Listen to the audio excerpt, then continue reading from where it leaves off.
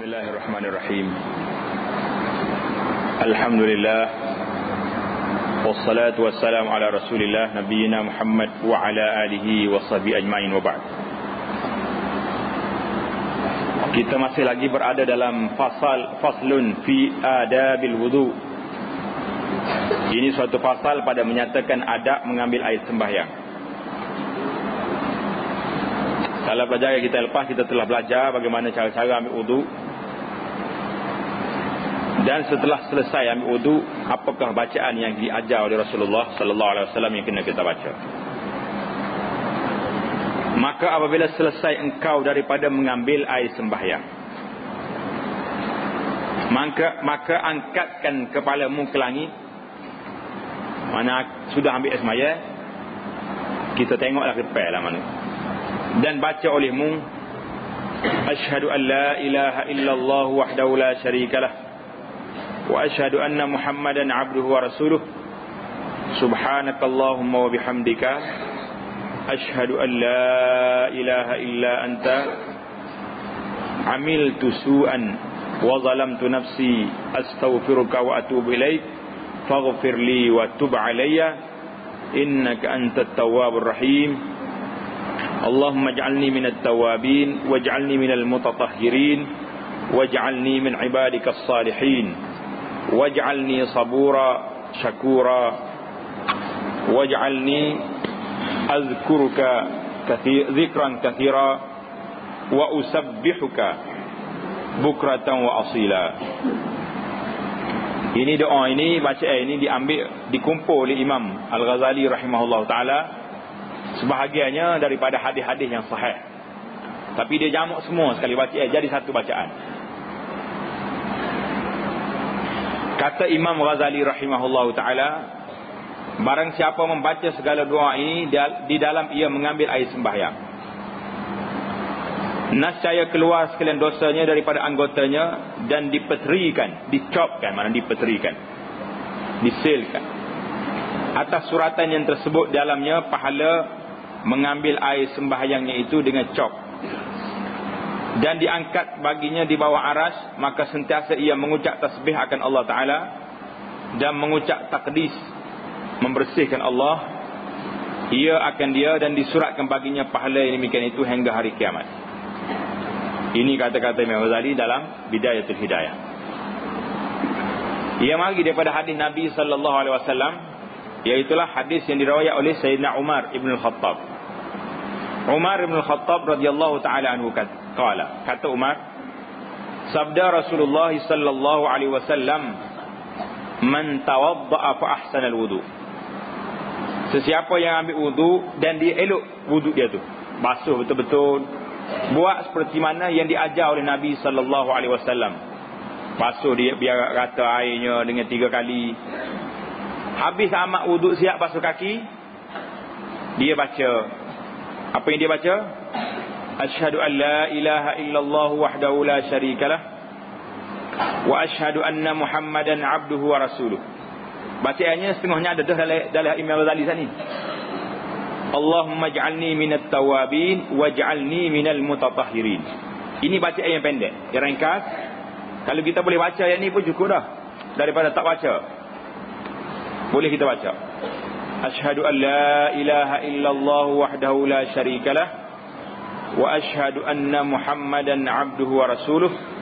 Allahumma ij'alni minat tawabin waj'alni minal mutatahhirin. Apa yang kita dapat?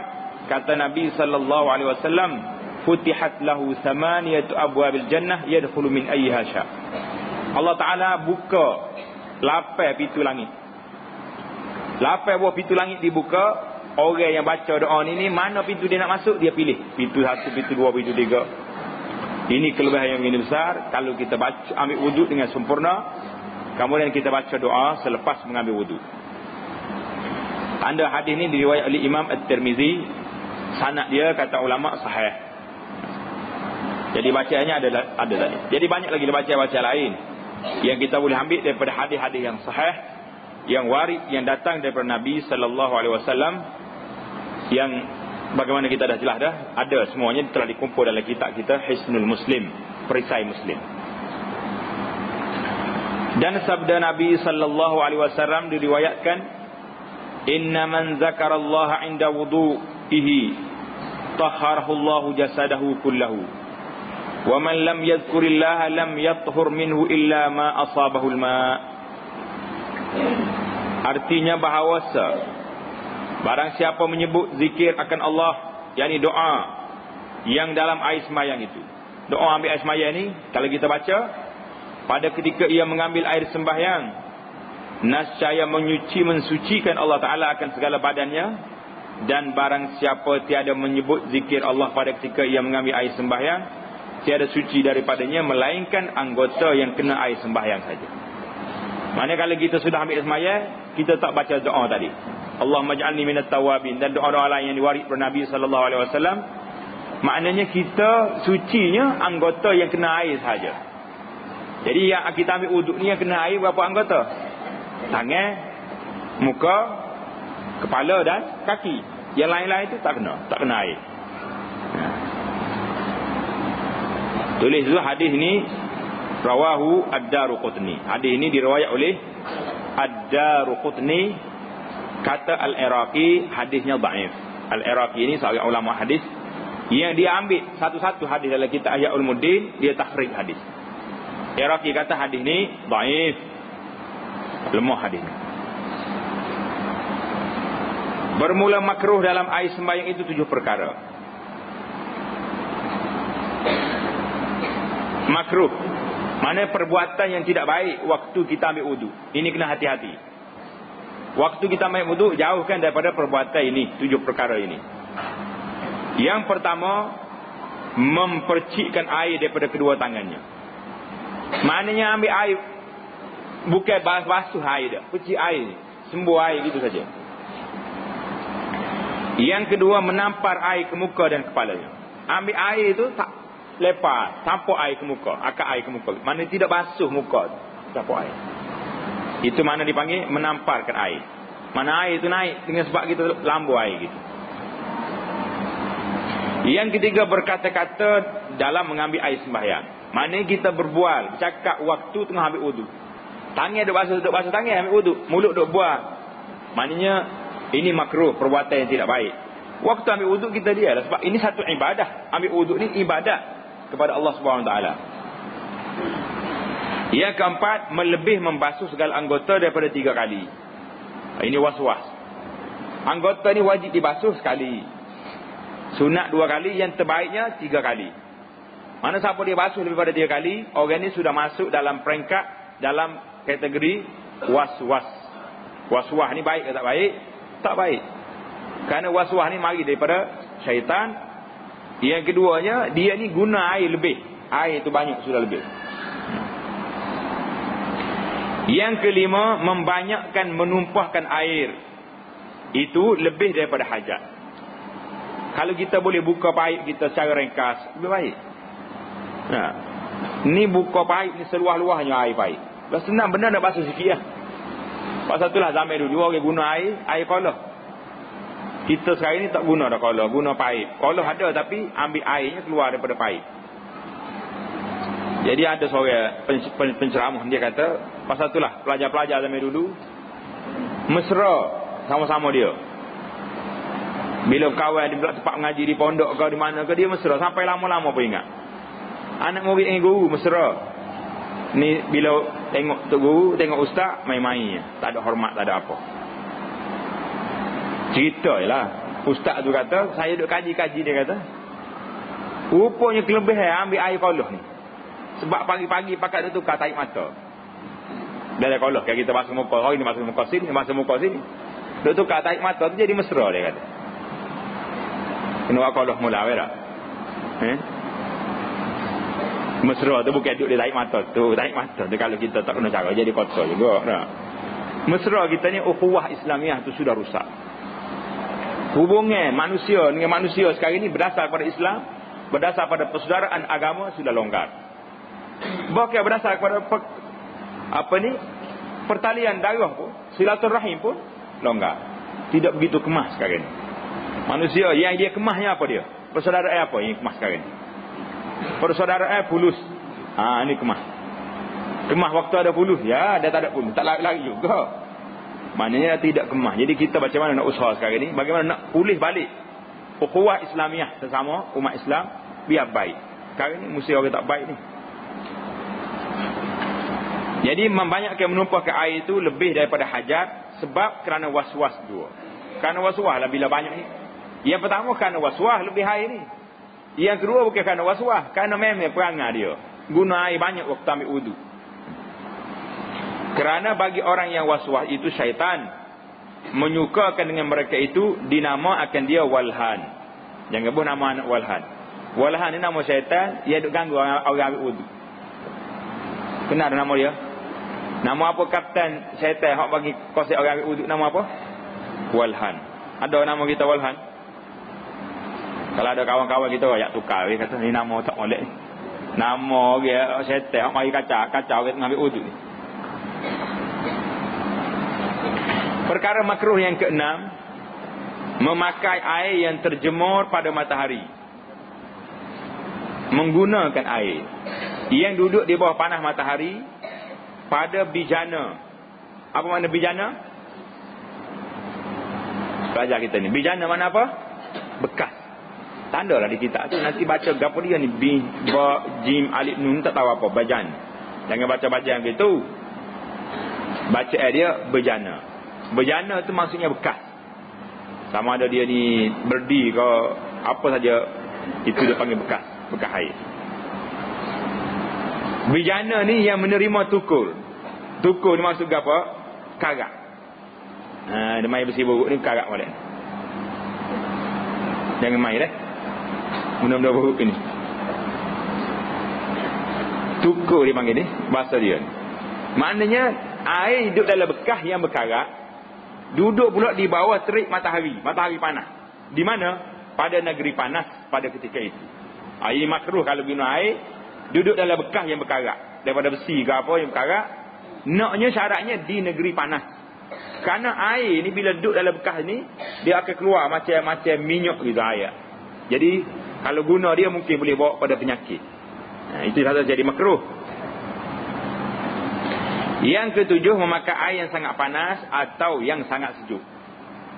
Air panas sangat, duduk tengah panas, kita ambil panas. Ataupun terlalu sejuk. Oh, ni di negara-negara yang panas lah. Negara panas macam di, contohnya kalau di Arab Saudi, di Mekah, musim panas cukup berat air dia.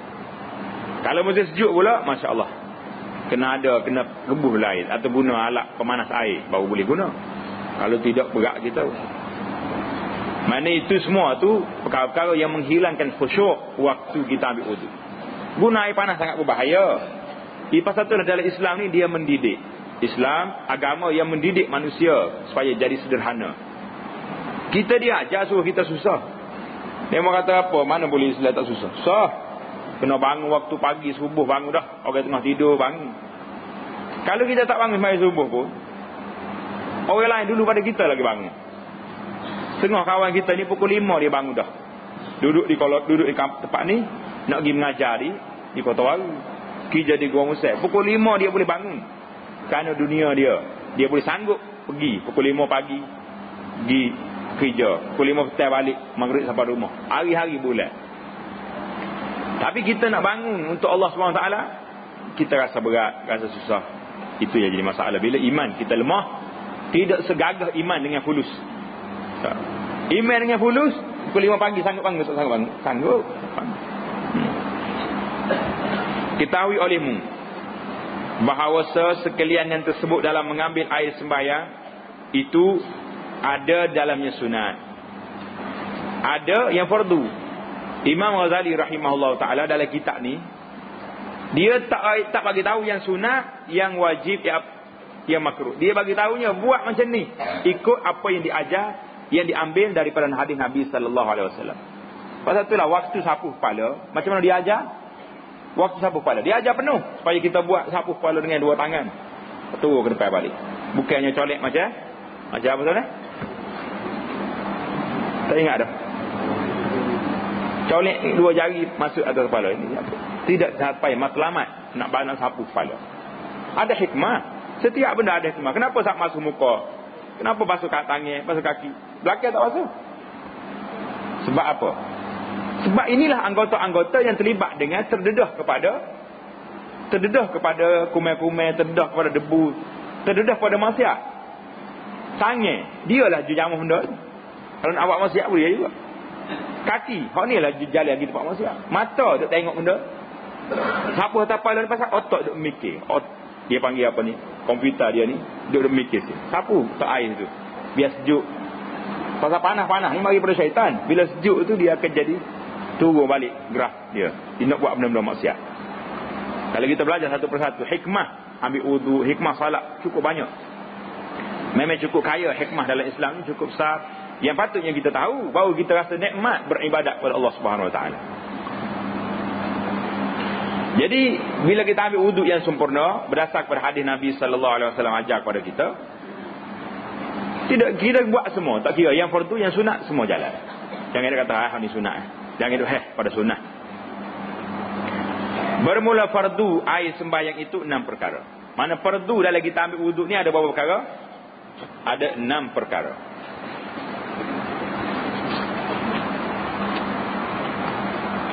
Yang pertama niat. Seperti katanya nawaitu raf'al hadath. Sahaja aku mengangkat hadas kecil. Mana bila kita ambil wudu, sahaja aku ambil wudu, sahaja aku mengangkat hadas. Itu niat. Niat di mana? Mana tempat niat dia? Dalam hati. Niat dalam hati kita. Atau dikatanya nawaitu raf'al hadathi listibahatis salat. Artinya saja aku mengangkatkan hadas kerana mengharuskan sembahyang atau barang sebagainya. Tengok. Imam Ghazali dalam kitab Hidayatul Salikin kita ni ajar berapa jenis? Nawaitu raf'al hadas. Itu ringkas. Nawaitu raf'al hadas listibahatis salat. Panjang lagi. Atau barang sebagainya. Nak yang pentingnya kita niat dalam hati kita, aku nak basuh muka, tangan, kaki aku ni untuk berwudu. Takut basuh tangan saja. Orang tak wudu basuh tangan ke tidak? Basuh. Basuh muka tak? Basuh juga. Tapi kalau dia tak niat, tak jadi apa-apa. Sekadar nak basuh, nak bersih tangan dengan muka dia. Inilah yang membeza. Niat ini membezakan di antara ibadat dengan adat kita basuh tangan. Dan tempat niat itu disertakan dengan permulaan daripada basuh muka. Mana bila kita nak basuh muka, situlah kita niatnya. Niat ambil wudu. Rukun yang kedua, membasuh muka seperti yang telah terdahulu sebutnya itu. Basuh muka ni biar kena semua. Daripada telinga ni sampai ke telinga ni. Daripada tempat naik rambut sini sampai ke bawah dagu gitu. Kena basuh belakang. Yang ketiga, membasuh kedua tangan serta kedua siku. Tangan ni sejak ujung jari ni sampai ke siku kita ni kena masuk semua, basuh. Seperti yang tersebut dahulu. Sebut dah tak malam. Rukun yang keempat, menyapu setengah daripada kepala atau rambut pada hak kepala. Bila dia sebut rukun, dia sebut setengah. Pasal mazhab Syafi'inya wamsahu biru'usikum. Sapulah dengan kepala kamu. Mana asal benda tu nama kepala ya? Rambut pun duduk di hak kepala. Mana hak kepala? Sini. Jangan ada sini. Lama rambut panjang sini, pergi sapu sini lah. Bukan sapu kepala tu, sapu dagu, sapu muka, nak atas kepala. Yang sunnahnya basuh semua kepala. Yang apa ni? Rukunnya setengah daripada kepala. Atau rambut yang pada hak kepala. Mana pada hak kepala? Duduk dalam sempadan kepala. Itu mana hak kepala. Kepala kita cakap mana? Dalam pada orang panggil kepala, rambut di situ boleh sapu. Yang kelima, membasuh kaki serta mata kaki. Basuh kaki serta dengan buku lali. Yang keenam, tartib. Pasal itulah istilah orang tua ambil air semaya ni, berapa rukun dia? Berapa rukun salat? Berapa rukun ambil wudu? Rukun dia 6 perkara. Barulah masuk dalam pecahan dia. Apa dia pecahan ni? Dia istilah dia panggil pak basah, 2 kering. Mana yang kering? Niat dengan tertib. Ni kering. Orang lain itu semua kena air belakang. Jadi basah. Sedap juga istilah tu dah. Jadi mudah ingat. Pasal itulah setengah orang buat pantun, buat nazam, buat abiyat syair. Semua tu nak mudah ingat. Adapun yang lain daripada fardu yang 6 itu, maka iaitu semuanya sunat muakkad. Apa makna sunat muakkad? Sunat yang disuruh kita buat. Suruh buat. Madmadah, berkomor, istinsyak, masuk air dalam hidung, masuk semua kepala. Ini sunat yang perlu kita buat, yang mesti kita buat. Kerana Rasulullah sallallahu alaihi wasallam tak tinggal benda tu. Selalu sentiasa Nabi kita buat. Dan fadilahnya itu amat banyak. Fadilahnya makna kelebihannya amat banyak. Dan pahalanya amat besar. Dan yang meninggalkan akan dia amat rugi. Siapa dia tak buat, hak sunat ke, hak wajib tak sah kalau tak buat. Tapi hak sunat ni kalau tak buat, orang ni mendapat kerugian yang amat sangat. Buat sikit dapat pahala banyak. Kenapa tak rugi? Dan jikalau ada cedera yang fardu, apa makna cedera? Maknanya fardu wuduk kita ada sedikit kekurangan. Sikit kekurangan, nascaya menyempurna akan dia oleh segala yang sunat itu. Hak sunat ni akan tolong menyempurnakan, sempurnakan hak fardu kita kurang tadi. Ini kelebihan kita. Sama juga dengan salat, semaya, sama juga. Kalau kita semaya fardu ada sikit khayal, tak apa khusyuk, tapi kita ada semaya sunat, boleh menampung, menampal, tepek balik yang mana-mana koyak-koyak, yang mana tercala di dalam semaya fardu kita. Penting tak penting semaya sunat? Amalan sunat sangat penting. Wallahu a'lam. Habislah kita dalam bab wuduk habis. Faslun fi adabil ghusli. Faslun fi adabil ghusli. Ini suatu fasal pada menyatakan adab mandi junub. Habislah kita bab wuduk, nak mandi pula malam ni. Nak belajar mandi macam mana Maka apabila engkau kedatangan janabah. Apa makna janabah? Junub.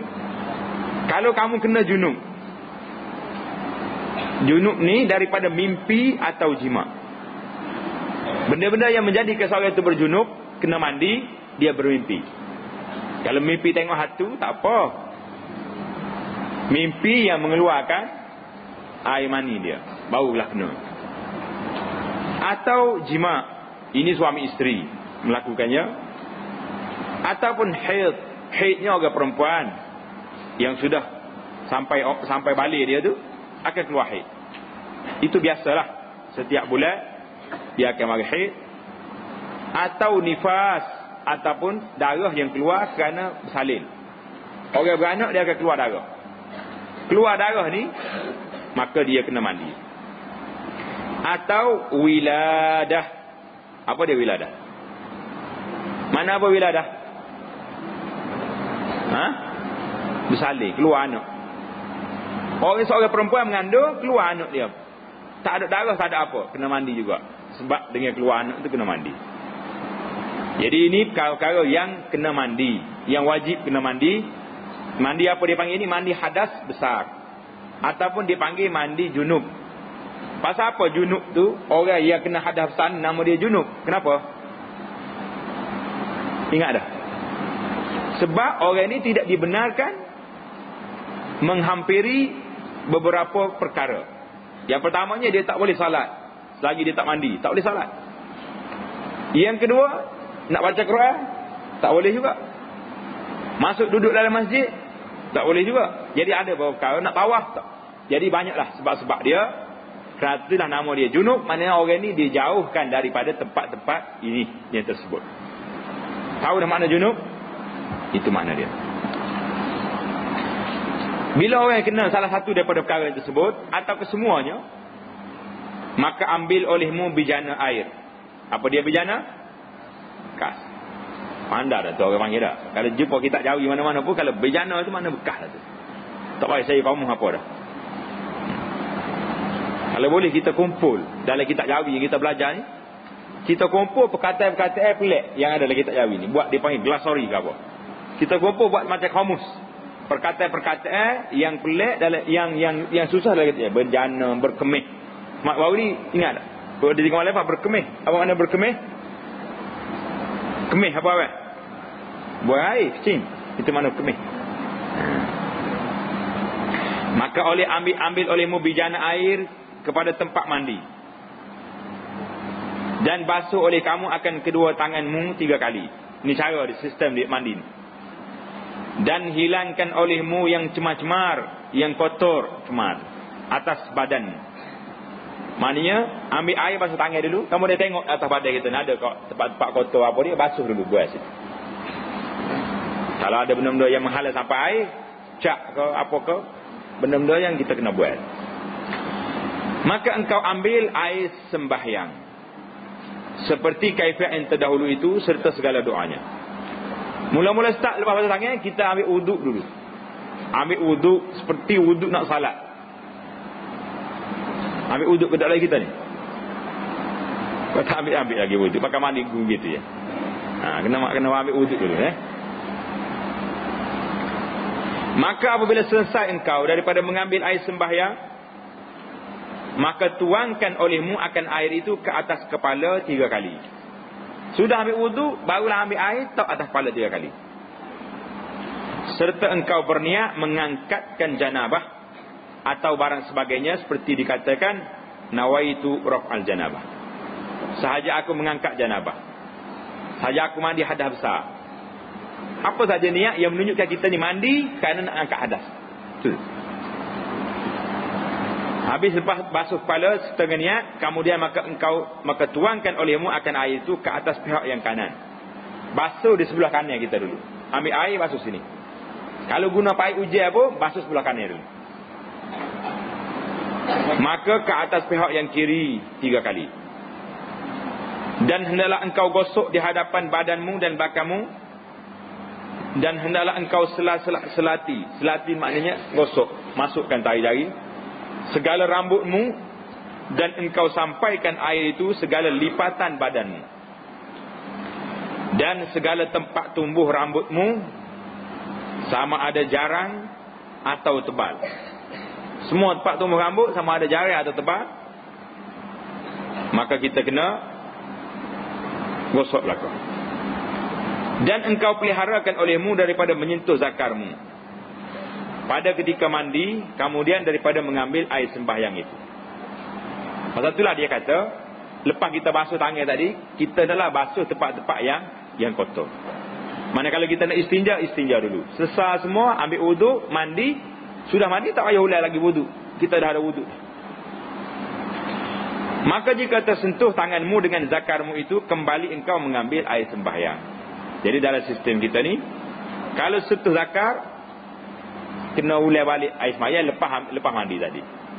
Jadi ada sebagai ulama kata tak payah dah, sebab mandi itu hadas besar.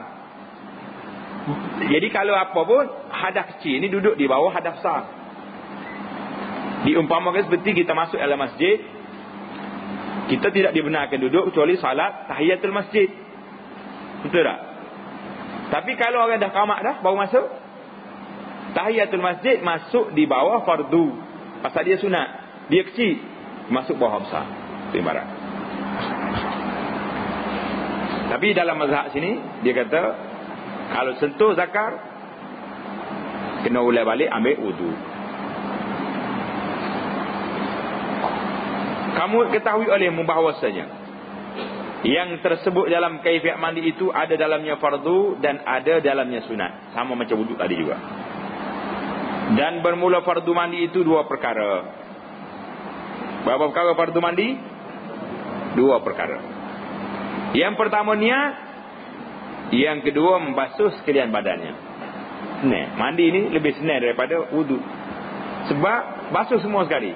Niat dan basuh semua sekali daripada hujung rambut sampai hujung kaki. Habislah mandi sudah.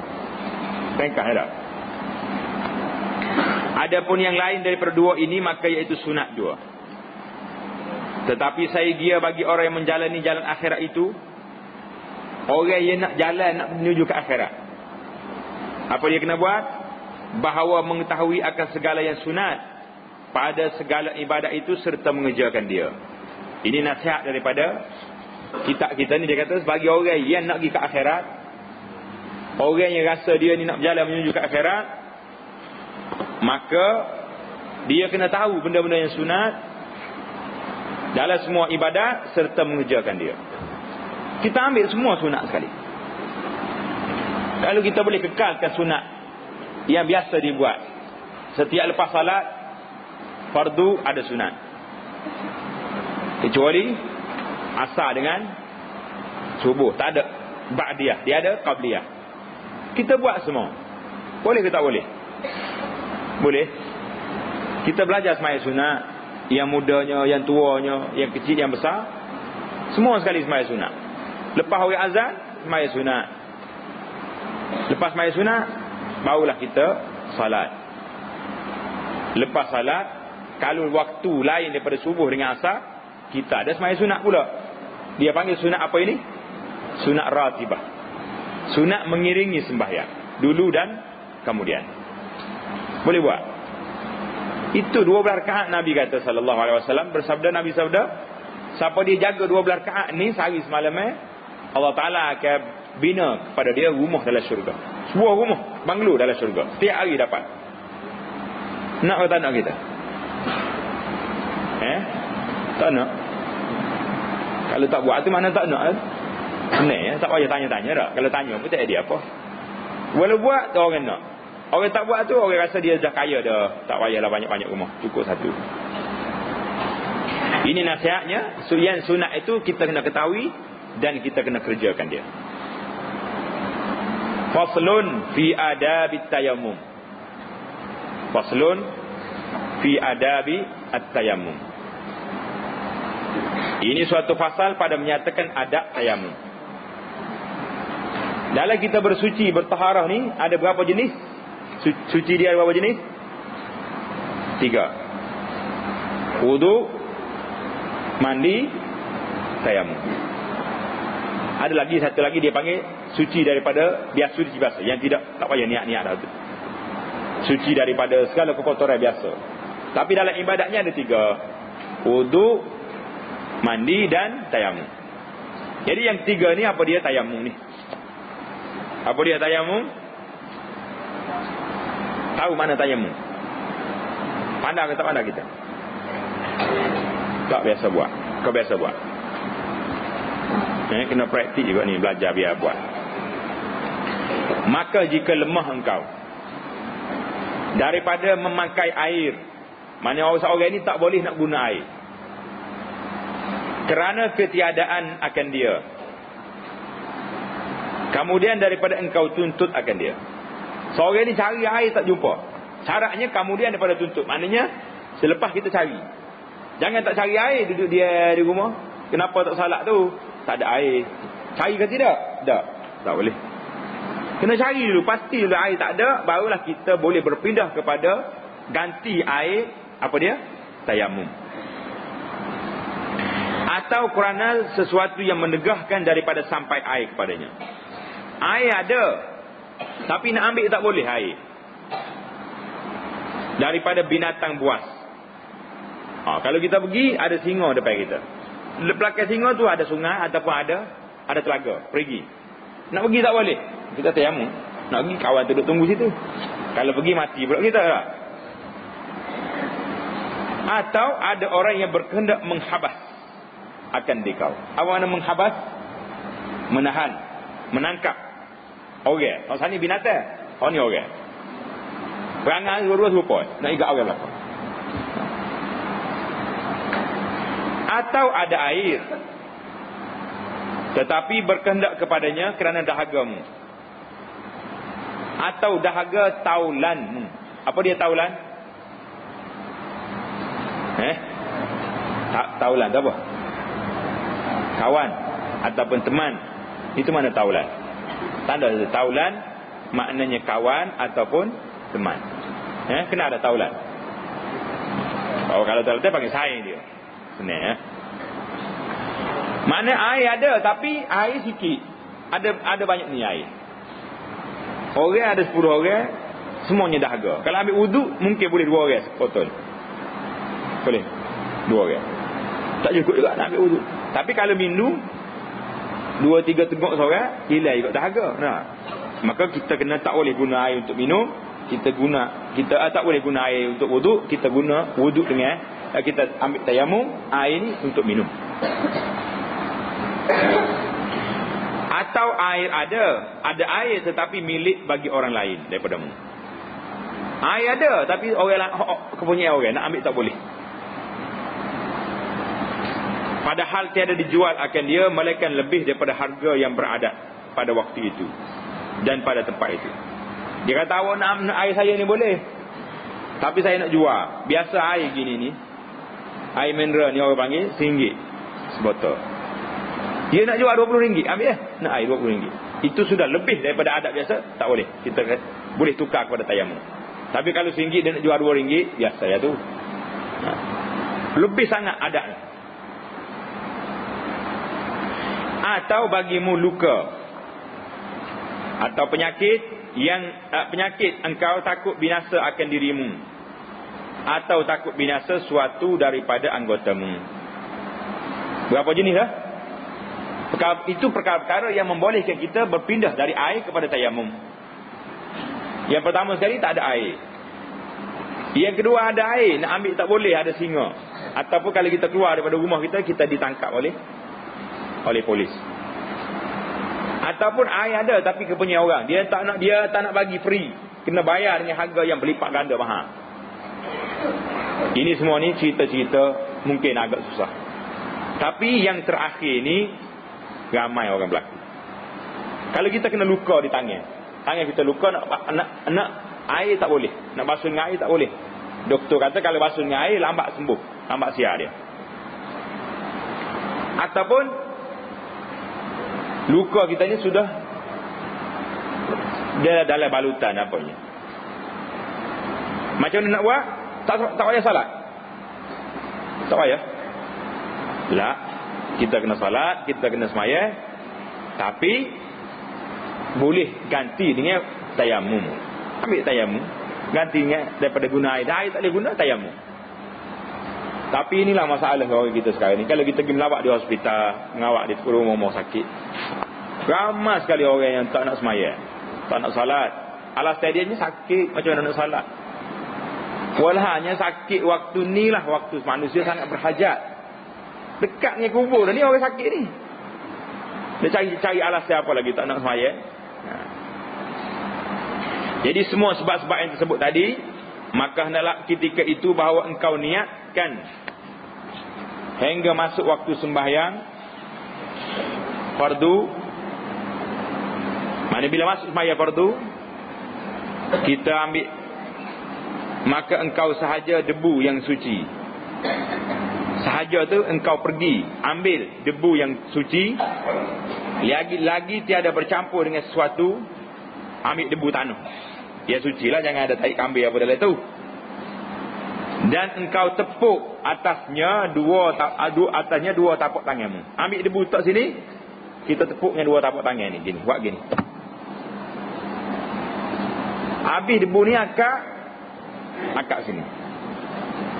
Maka engkau sapukan debu itu pada mukamu. Ambil tak tangan sini, sapu. Tak sapu gitu, sapu. Biar kena belakang muka. Habis.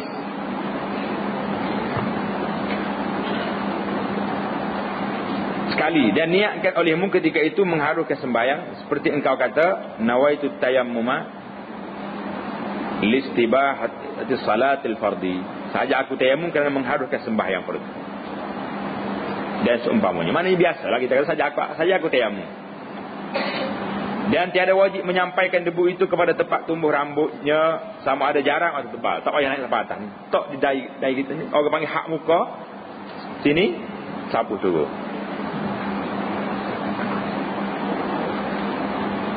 Kemudian maka tanggalkan cincinmu. Kalau ada cincin di tangan, kena tanggal. Pada tanganmu cincinmu, buat cincin. Pasal debu tak masuk, itulah cincin. Kalau air pergi. Ya. Maka tepuk olehmu akan tapak tanganmu yang kedua ke atas debu, serta engkau jarangkan segala jarimu, dan sapu olehmu akan kedua tanganmu serta kedua sikumu. Tadi tepuk yang pertama untuk muka. Tepuk kali yang kedua pula untuk tangan. Buat macam mana? Akak gini, Ambil tangan ni buka sini, letak sini. Buat gini. Tarik sini. Pusing. Sampai di siku. Balik gini. Naik ke atas. Ibu jari ni biar kena atas kepala ni. Atas ni kita ni. Buat hari ni pula. Macam ni. Buat gini. Tarik ni. Sampai sini. Pusing. Ibu jari. Belakang ibu jari. Atas dia. Jadi semua kena debu. Tak payah buat lah. Sebab dia ada debu sendiri dah. Automatik dah situ. Boleh nampak dia tak nampak? Boleh buat. Ini perbahasannya dalam mazhab Syafi'i. Kita kena tepuk 2 kali. Sekali untuk muka, sekali untuk tangan. Sampai ke siku.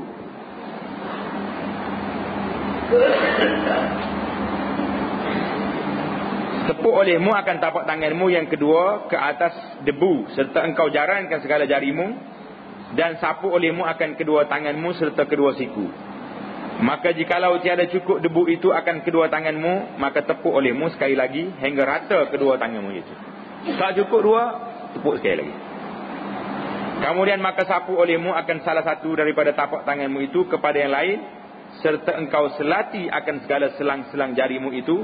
Mana selang-selang jari ni apa dia? Celah-celah jari itu. Dan engkau sembahyangkan dengan tayamum itu satu fardu, dan barang yang engkau kehendaki daripada segala sunat. Dalam mazhab Syafi'inya, masalah tayamum ni, satu tayamum boleh semaya satu fardu sahaja. Semaya sunat banyak mana pun boleh. Fardu sekali. Kalau kita tayamum untuk semaya maghrib, masuk waktu isya, azan Allahu Akbar, Allahu Akbar, nak semaya isya, kena tayamum sekali lagi untuk semaya isya. Tak boleh 2 kali. Maka jikalau engkau hendak akan sembahyang fardu yang kedua, maka engkau permulai pula tayamum yang kedua itu. Bermula tayamum daripada hadas kecil, dan daripada hadas besar itu kaifiatnya satu juga. Kalau orang ni nak tak ada wudu, nak tayamum tak boleh, macam tu juga tayamum. Kalau orang ni nak tayamum untuk hadas besar, macam tu juga. Muka dengan tangan juga. Tak payah guling dalam tanah, ambil semua sekali dah. Tanda di situ, inilah perbahasan menurut mazhab Asy-Syafi'i rahimahullahu taala. Adapun mazhab lain berdasarkan kepada hadis yang sahih, ialah tepuk tayamum ni sekali tepuk ya. Sekali tepuk. Tepuk gini untuk muka sekali. Lepas tu tangan selalu. Tangan pun bukan sampai siku, takat pergelangan tangan saja. Hadis ini hadis sahih yang Nabi kita sallallahu alaihi wasallam ajar kepada seorang sahabat nama dia Ammar bin Yasir. Hadis tepuk 2 kali sampai ke siku ni hadis dhaif. Mana kalau dari segi sanadnya, hadis yang tepuk tayamum sakat pergelangan tangan ni hadis sahih. Kalau sampai siku ni hadis dhaif. Jadi kalau kita nak buat, nak praktik benda ni, kalau kita duduk di hospital, kalau orang tu ada lengah, dia ada wayar lagi, ada apa lagi, cukuplah kita ambil dengan mazhab yang mengatakan cukup sakat tangan pun alhamdulillah dapat dah.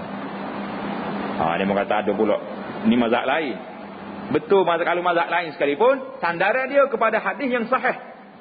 Hadis sampai siku ni hadisnya dhaif. Cukuplah kita bila ada sandaran, ada dalil yang kuat, itulah yang kita pakai.